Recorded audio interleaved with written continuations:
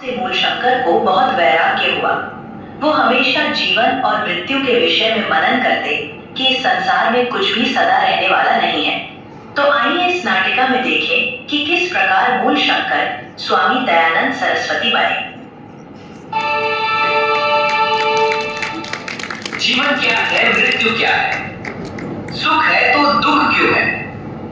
क्यों वृद्ध लोग तो जीवित रहे और मेरी बहन को युवावस्था में ही संसार से विदा होना पड़े? ईश्वर कौन है? क्या वह मूर्तियों में निवास करता है या सारे संसार में व्याप्त है? ईश्वर को पाने का सही माध्यम कौन सा है? मूलशंकर के माता पिता मूलशंकर के विचारों को जानकर बहुत ही व्यथित होते हैं और मूलशंकर के बारे में क्या सोचते हैं, आइए जानते हैं मूलशंकर के माता पिता के वार्तालाप द्वारा। तुम देख रही हो ना, इस युवा अवस्था में ही मूलशंकर कैसी कैसी बातें करने लगा है। इस अवस्था में जब उसे जीवन के सभी सुखों का भोग करना चाहिए, वो सन्यासियों जैसी बातें करने लगा है। बात तो आपकी सही है। मैं तो इसे समझा समझा कर थक गई, पर इसकी तो रुचि ही अलग है। अब क्या किया जाए? मैं सोच रहा हूँ इसका विवाह कर दिया जाए। विवाह के बाद तो ये अपने आप गृहस्थी के कामों में उलझ जाएगा, फिर फालतू बातों के लिए इसके पास समय ही नहीं रहेगा। हाँ, आप सही कह रहे हैं। ऐसा करना ही ठीक रहेगा। माता पिता की बातें सुनकर मूलशंकर गृह त्याग करने का निश्चय करते हैं। माता पिता मेरे मन की बात नहीं समझ पा रहे हैं। विवाह से मेरी जिज्ञासा का समाधान नहीं हो सकता। मैं विवाह करके किसी दूसरे प्राणी का जीवन नष्ट क्यों करूं? पर माता पिता मानेंगे नहीं। मैं उन्हें कैसे समझाऊं? हाँ, ये ठीक रहेगा। गृह त्याग करने में ही सबकी भलाई है। मैं आज ही घर से निकलता हूं। मैं ईश्वर के दर्शन करके ही रहूंगा और उससे अपने सभी प्रश्नों के उत्तर लूंगा। गृह त्याग करने के पश्चात घूमते घूमते उन्हें संत लालदास जी मिलते हैं। प्रणाम महात्मन, यशस्वी आओ। तुम कौन हो युवक, और इस प्रकार क्यों भटक रहे हो?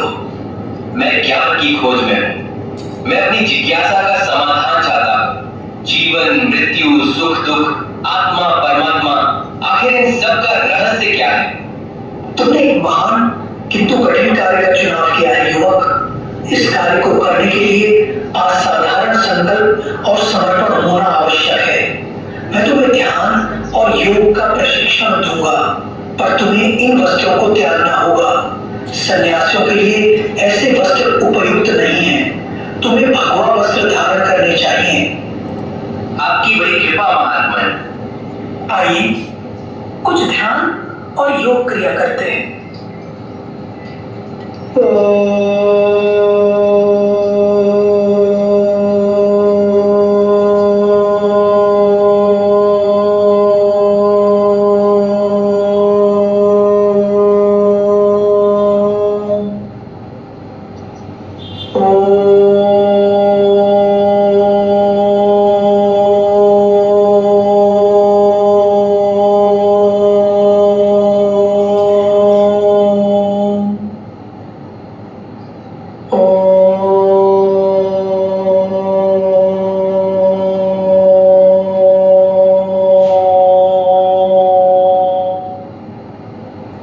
मैंने यहाँ बहुत समय व्यतीत कर दिया।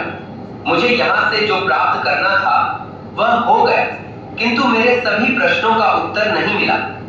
अभी भी मेरी शंकाओं का समाधान नहीं हुआ। अब मुझे यहाँ से चलना चाहिए।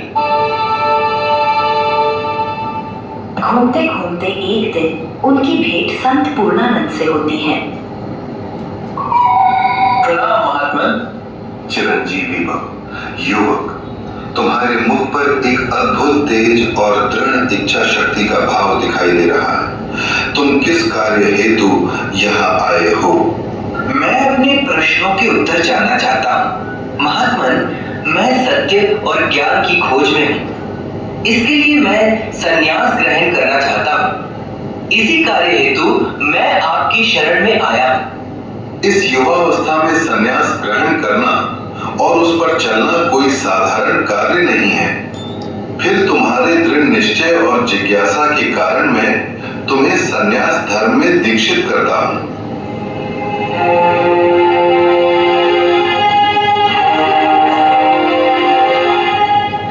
आज से तुम सन्यासी हुए। तुम्हारा नाम दयानंद सरस्वती होगा। अब तुम्हें मथुरा के संत विरजानंद के पास जाना होगा। वे ही तुम्हारा मार्गदर्शन करेंगे। जैसा आप उचित समझे। मैं आज ही मथुरा के लिए प्रस्थान करता हूं। तुम्हारा कल्याण हो वत्स। दयानंद मथुरा की ओर प्रस्थान करते हैं। मथुरा पहुंचकर स्वामी दयानंद गुरु विरजानंद से भेंट करते हैं। गुरु विरजानंद नेत्रहीन हैं।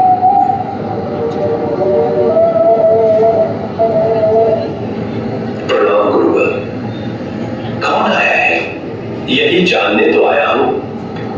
अच्छा, तो तुम्हें जीवन, मृत्यु, ईश्वर, सत्य, सुख, दुख इन सबका स्वरूप जानना है और तुमने संन्यास भी ग्रहण कर लिया है।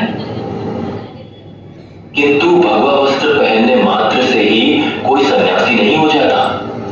आप सत्य कह रहे हैं गुरुश्रेष्ठ। इसलिए तो मैं आपके पास आया हूं ताकि आप मेरे जीवन के अंधेरे पथ को प्रकाशित कर सके। ज्ञान प्राप्ति और साधना का मार्ग कोई बच्चों का खेल नहीं है युवक। इसके लिए असाधारण त्याग करना होगा। कठिन से कठिन बाधाओं को पार करना होगा। मैं हर बाधा का सामना करने को तैयार। आप आदेश दें गुरुवर। तो ठीक है युवक, तुम्हारे दृढ़ निश्चय के कारण मैं तुम्हें अपना शिष्य स्वीकार करता हूं। आज से तुम्हारी शिक्षा का आरंभ होता है। गुरु विरजानंद आंखों से अंधे परंतु वैदिक शास्त्रों के अनन्य विद्वान थे। उन्होंने मनोयोग से समस्त विद्या सत्यपात्र शिष्य स्वामी दयानंद को प्रदान की। कुछ वर्षों में दयानंद की शिक्षा पूर्ण हुई।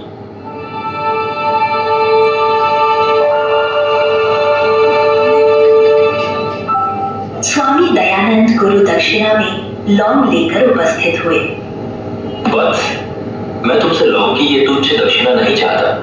यदि तुम इस ऋण से पूर्ण होना ही चाहते हो तो अपना जीवन अर्पित कर दो और समस्त विश्व में वेद ज्ञान का प्रचार करके अविद्या, मत मतांतर तथा वेद विरुद्ध आचार विचार तथा अनार्ष ग्रंथों का प्रचार समाप्त करो। आर्ष ज्ञान की दिव्य आभा को पुनः प्रकाशित करो। यही मेरी गुरु दक्षिणा है। जो आज्ञा गुरुदेव। गुरु विरजानंद से दीक्षा लेकर स्वामी दयानंद जगह जगह जाकर लोगों को संबोधित करते हैं। मेरे भारतवासियों, तुम आर्यों की संतान हो। तुम क्यों निरर्थक कर्म कांडों और अंधविश्वासों में उलझे हुए हो? अपने मूल स्वरूप को पहचानो। सत्य और ज्ञान का अनुसरण करो।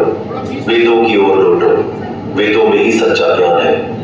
प्रत्येक आर्य का कर्तव्य है कि वेदों को स्वयं पढ़े और पढ़ाए, सुने और उनका गान करे। केवल अपने कल्याण के लिए ही नहीं